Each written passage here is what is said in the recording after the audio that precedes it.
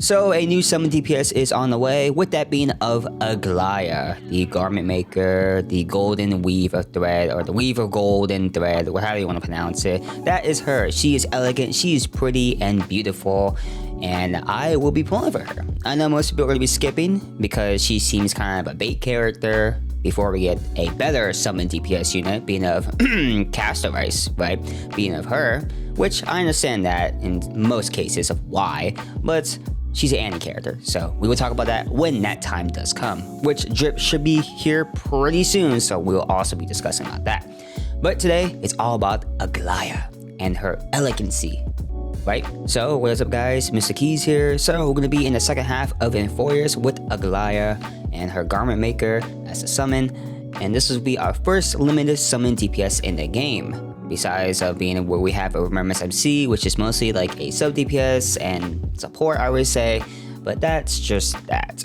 We already have them E6, we already have them built out, so now we're gonna have a new summon character being of Aglaea. Now, I'll discuss in terms of her kit, how she works, and how to build her, and all that stuff of how I usually do my guide videos, but today we'll do something a little different to kind of switch things up, so, you know, we're gonna try that out and see how that goes. But if you also want to discuss anything Star Wars related in general, or any other gacha games as well, then definitely join the Discord. It'll be down in the description below. It'll be definitely a great place to go and discuss those things and come up with theories and see new content stuff and leaks and stuff for the game and the games in general of other gacha stuff too, like ZZZ and Wua and Genshin if you really care, and many other games. But with that being said, we're gonna have to just dive into what Aglaea is.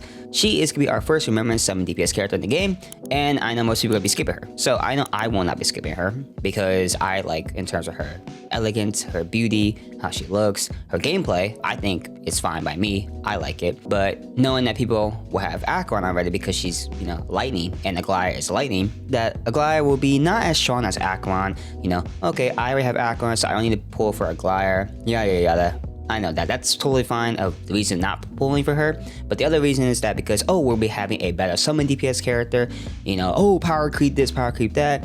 I don't care about that. So knowing that Castorice is gonna be the anti-character and she's gonna be 10 times better than Aglaea doesn't mean that Aglaea is bad. She'll be good for the time being, but that's it. But what does Aglaea do? So the skill summons the garment maker, and if it's absent, then it'll act immediately. But also, if the garment maker does take damage, then it immediately also heals it to 50% HP, which is really nice. Her ultimate, this is the whole gimmick for Aglaea, is that to get her ultimate really quickly to allow the garment maker and herself to do a lot of damage and basically boost her speed in terms of the process too, which she enters a supreme stance and acts immediately, and she gains a speed boost from garment maker, which is 15% speed per stack, which is really nice.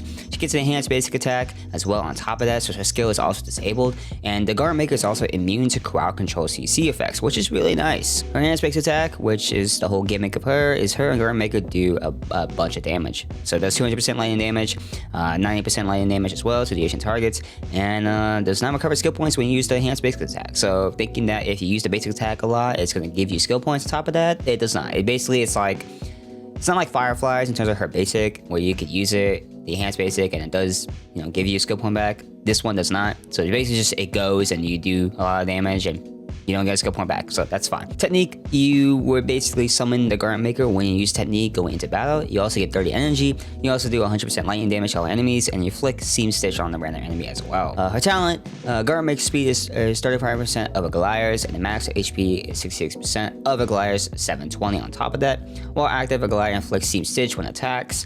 And also when attacking with the Seam Stitch, the target deals 30% lightning damage, and that is of Aglaea's attack. And the Seam Stitch also affects only the last inflicted target. So then here's the major traits. I totally forgot to add this in the damn script as I was writing this out and just kind of knowing what to go off of and when I was going to do this video, but here it is. There's also the garment maker stuff as well, which I totally forgot as well for some reason. I don't know why I forget these things, but sometimes I do, and this is how, you know, the videos turn out. So you can thank me of like, whoa, Jay, where is the rest of the info stuff? Well, there it is. It's on screen. You can look at it and, you know, read it as to your leisure. So that's how she kind of works. Her whole gimmick is basically getting her ultimate as fast as you can, because her ultimate cost is like 350. It's pretty high, and the whole thing is just to get her ultimate up, pop it, use her enhanced basic attack. It gives you like, what, 5-6 turns of it just going at it, because if you be using Sunday with her, which we'll get to later on, then yeah, that's the whole gimmick play right there, and you kind of rinse repeat cycle. So people say it might be boring, but I mean, at the end of the day, it's a turn-based game. You can't really do much about it in terms of like gameplay. It's basically just you're clicking 3 buttons at most: your basic, your skill, and your ultimate. And what else do you do? Maybe you click the little icon on the right with the R, and that's like your special thing that happens in the battle, but that's about that. That depends on what gimmick it is, but yeah, that's about that. So with that being said, how do you build Aglaea? So Aglaea, you use 4-piece Hero Triumph Song with the 2-piece Banana set. It's the Banana Music Park set, the banana one, right? Or you can use any of the 4 to 2-piece combinations on the screen. And in terms of main sets for Aglaea, you want to use crit rate or crit damage body, speed boots, not attack boost this time, because you want her to be really fast to get her ultimate up and to go as many times in that enhanced basic state. So you want to keep speed boots on her at all costs.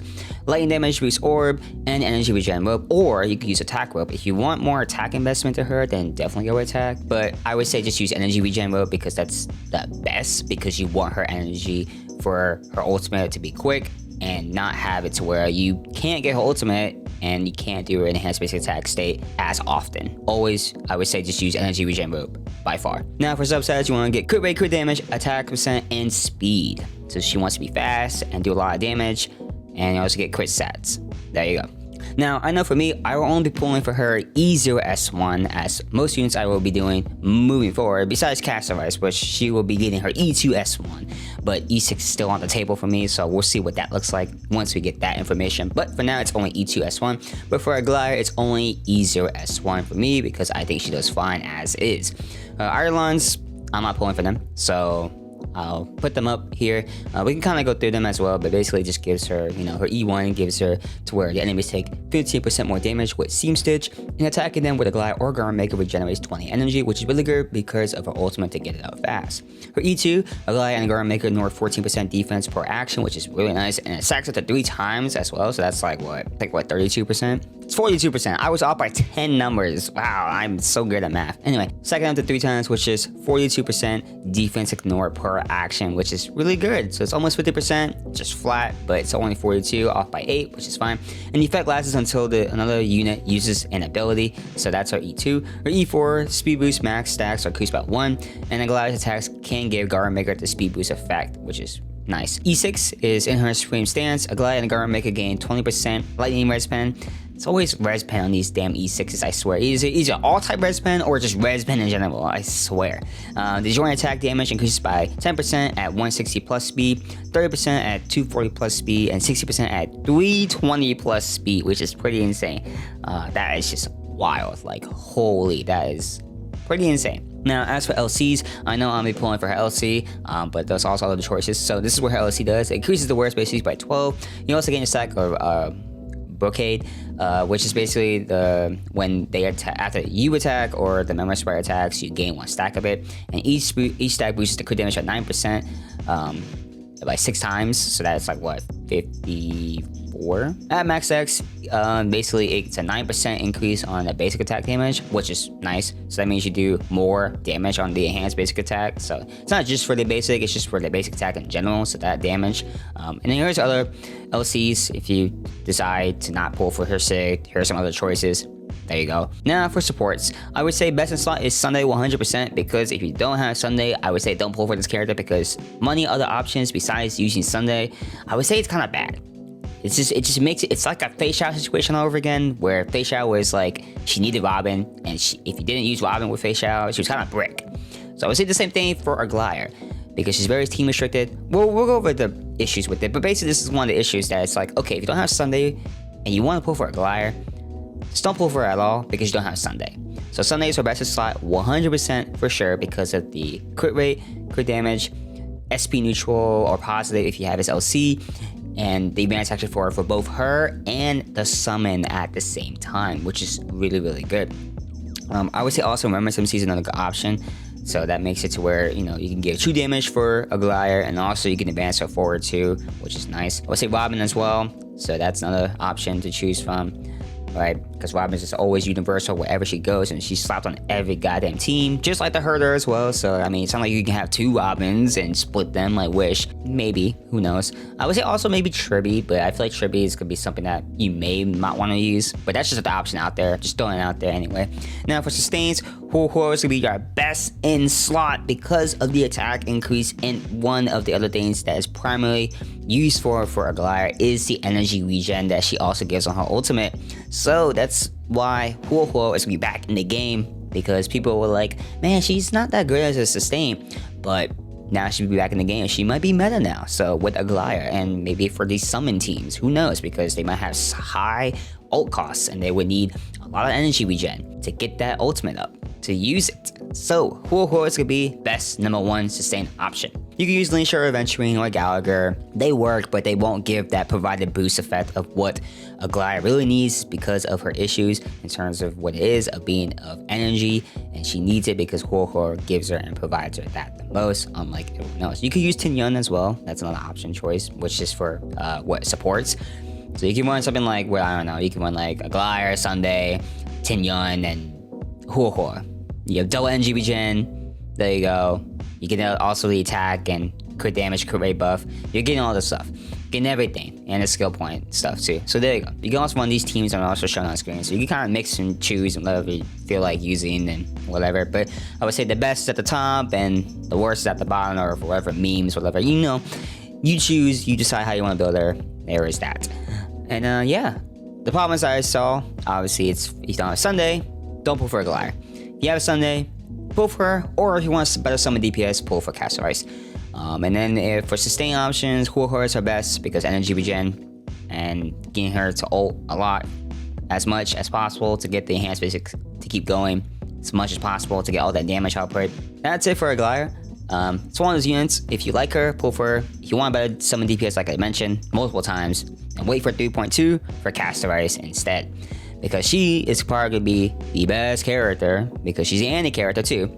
It'd be like the Akron situation again, but I would say it'd be more on the harsher side because of the whole fact of the power creep and this and that and the issues in the game of currently that's going on that I don't want to keep addressing, but it is what it is. At the end of the day, we just want this game to be better, and knowing that it can get better, but it chooses not to get better right now is really concerning in a lot of cases, but that is that.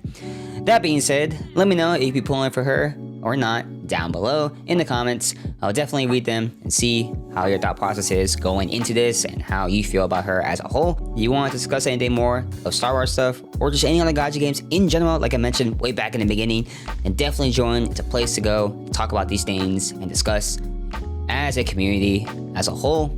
It'll be down in the description below. Join the Discord. I'd love to see you guys there. But if you did enjoy this video as well, then definitely leave a like. Appreciate it so much. And also subscribe to the channel to stay up to date with more stuff like this in the future from me, of just not Star Wars content, but we'll be converting soon to the other type of content once I think a certain point in time, which will be upcoming shortly or soon, I would say, for me. So want to see how that goes, and definitely stay tuned, stick around. I appreciate all the support I can get, because we're trying to get to 2K subs and to progress into, what, 3K? And that's big goal. Try to get there by the end of 2025. Appreciate that much of the support if you decide to stick around. Thank you, and love you guys. That being said, my name is Jay, or known as Mr. Keys, and as always, love anime, stay motivated, and live life. I'll see you guys in the next video, which will probably be her summons, gameplay stuff as well, and just me suffering in some cases, and you can see my face again because I didn't do it for this video, but that's that for a later point in time. I still gotta do the story stuff and get that out to you guys, but that's like 9 hours of footage stuff I gotta go through, so I'll get to it when I get to it, but I'm gonna make sure I get it to you guys before the end of 3.0 so we can have it in place. By the time we get to 3.1, we have something to look forward to and something a little fresh, and hopefully it's not a yap fest of a story. That's all I care about. Till then, I'll catch you guys. I'm signing out. Peace.